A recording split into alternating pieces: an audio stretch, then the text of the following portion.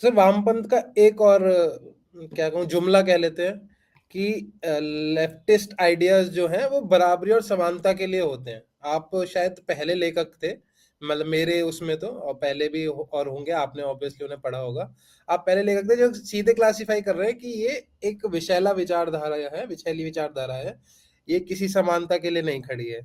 तो सर ये क्यों, आपको कहाँ से ये क्या कहेंगे आपको कहाँ से पता चला कि ये ऐसी कोई समानता या किसी चीज की बात नहीं कर रही है? देखें, आपके इस प्रश्न में एक भ्रम छुपा है।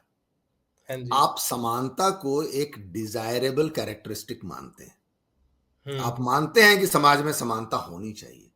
हो सकती है, ये भी मान नहीं, रहा हूं ना मैं। मान मैं रहे तो हैं। ये, हो नहीं सकती वैसे। मैं आपके इसी विचार पर प्रश्न खड़ा कर रहा हूं। बिल्कुल। क्यों? यदि हम्म। मेरे मुझ में और आप में भिन्नता है, आप अगर यदि यदि मुझसे अधिक इंटेलिजेंट हैं, आप यदि मुझसे अधिक मेहनती हैं, आप मुझसे अधिक रिसोर्सफुल हैं, ठीक है, तो तो समानता कैसे होगी? आप तो आउटकम जो होगा आपका और मेरा दोनों का डिफरेंट होगा, अगर दोनों को बिल्कुल। स्वतंत्र छोड़ दिया जाए। तो हम्म। अगर आपका गोल स्वतंत्रता है, तो हम्म। विभिन्न विभिन्न लोग जो हैं, अलग अलग कैपेबिलिटी के लोग अलग अलग रिजल्ट अचीव करेंगे। समानता स्थापित तभी की जा सकती है जब उनसे उनकी स्वतंत्रता छीन ली जाए। तो हम्म। समानता सिर्फ स्वतंत्रता के कॉस्ट पर आ सकती है। इसलिए आप कहते हैं कि समानता चाहिए, या वामपंथ समानता लाना चाहता है। आप इसको तारीफ के सेंस में लेते हैं और वामपंथ भी इसे अपनी तारीफ के सेंस में लेता है। मैं कहता हूं आप समानता कब ला सकते हो? दो व्यक्तियों की एबिलिटी में, दो व्यक्तियों की योग्यता में और परिश्रम में अगर अंतर है तो असमानता होगी, और यही न्यायोचित है कि उस असमानता को रहने दिया जाए, दोनों बिल्कुल। को स्वतंत्रता दी जाए, और अगली पीढ़ी में वह कंपनसेट हो जाता है। ऐसा नहीं है कि जो बहुत धनी है वह हमेशा धनी रहता है। जो ज्यादा धनी है उसकी अगली पीढ़ी जो है कॉम्प्लेसेंट हो जाती है, वह उतनी उद्यमी नहीं रह जाती, वह उतनी परिश्रमी नहीं रह जाती। जबकि जो गरीब है वह अधिक परिश्रमी होता है, और उसे ऊपर बढ़ने की इच्छा होती है, अधिक प्रबल होती है, उसमें अधिक मोटिवेशन होता है। तो इस माध्यम से क्या होता है कि समाज के भीतर जो असमानता होती है वह रोटेट करती है। कभी यह पलड़ा ऊपर होता है, कभी वह पलड़ा ऊपर होता है। और अमीर और गरीब एक फिक्स ग्रुप नहीं है, हम्म। यह एक डायनामिक प्रोसेस है। वामपंथ क्या करता है कि अमीर और गरीब को मान के चलता है कि यह डेमोग्राफिक हमेशा अमीर रहेगा और यह डेमोग्राफिक हमेशा गरीब रहेगा। ऐसा नहीं होता। जो बॉटम 20% वाले हैं वे टॉप 20% में चले जाते हैं, उनमें से आधे अपने लाइफ टाइम में टॉप 20% पे चले जाते हैं। मेरे पिताजी एक सरकारी फैक्ट्री में क्लर्क थे, उनके पिताजी एक किसान थे, मैं आज डॉक्टर हूं। मैं चाहता हूं कि मेरे बेटे में वही मोटिवेशन बचा रहे जो मेरे पिता ने मुझ में दिया। मेरे पिता ने जीवन भर अपने बच्चों की पढ़ाई को सबसे बड़ा प्रायोरिटी रखा।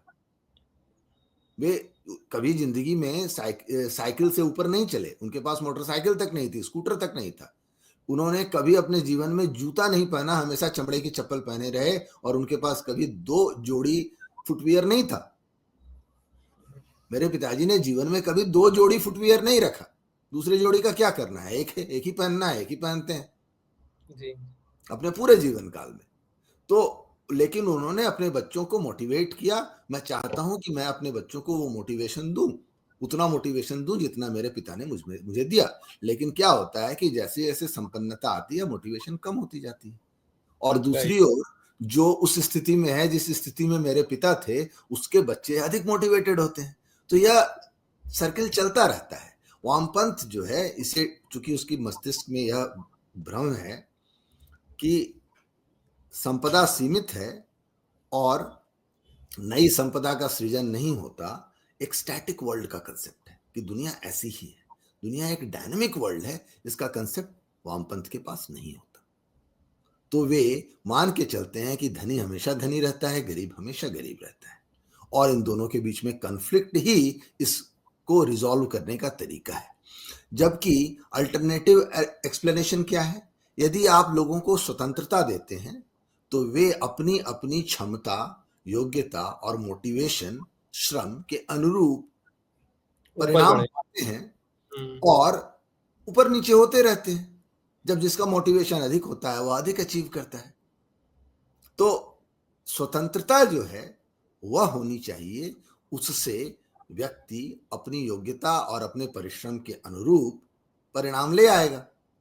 लेकिन वामपंथ को समानता चाहिए, चाहे आप कितने भी योग्य हो, चाहे आप कितने भी अयोग्य हो, सबको समानता चाहिए, क्योंकि उन्हें समानता से मतलब नहीं है, उन्हें आपकी स्वतंत्रता से समस्या है।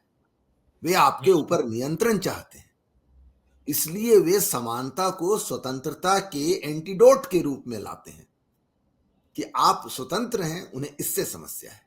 इसलिए वे कहते हैं नहीं, आपको स्वतंत्र नहीं छोड़ा जा सकता, क्योंकि स्वतंत्र छोड़ने से असमानता आती है, इसलिए आपकी स्वतंत्रता हमें छीननी पड़ेगी।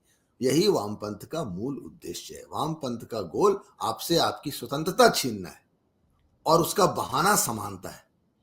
यहां पर एक बात और है, आर्थिक विषमता और आर्थिक समानता एक फैक्टर है। जब ओरिजिनली समानता की बात हुई थी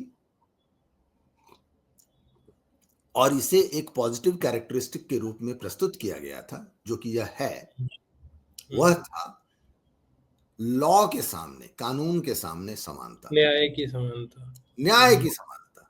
कानून की दृष्टि में प्रत्येक व्यक्ति समान है, सबको समान स्वतंत्रता होनी चाहिए।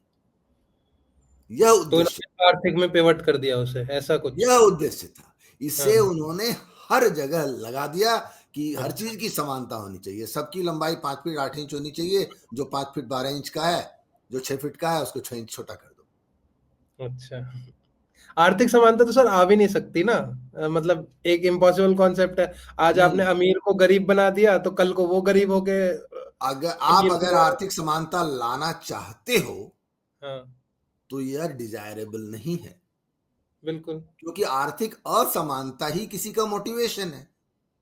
हाँ। मेरे पड़ोस में कोई मुझसे धनी है तो मैं मोटिवेटेड हो रहा हूं कि मुझे उतने पैसे कमाने हैं, तो मैं अधिक श्रम करता हूं।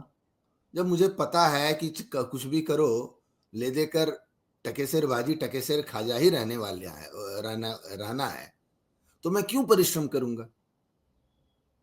आप कितना भी परिश्रम कर लो, रिजल्ट वही हो रहा है, तो कोई भी परिश्रम क्यों करेगा। तो कोई नया कंसेप्ट क्यों आएगा, कोई नया इनोवेशन क्यों होगा, नई संपदा का सृजन क्यों होगा।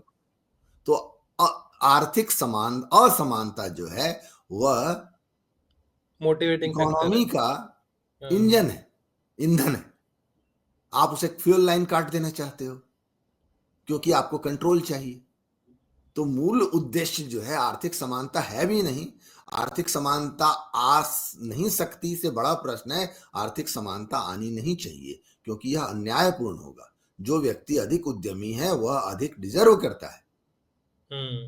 तो न्याय आपका उद्देश्य है, स्वतंत्रता आपका उद्देश्य है, या न्याय और स्वतंत्रता के कॉस्ट पर समानता आपका उद्देश्य है।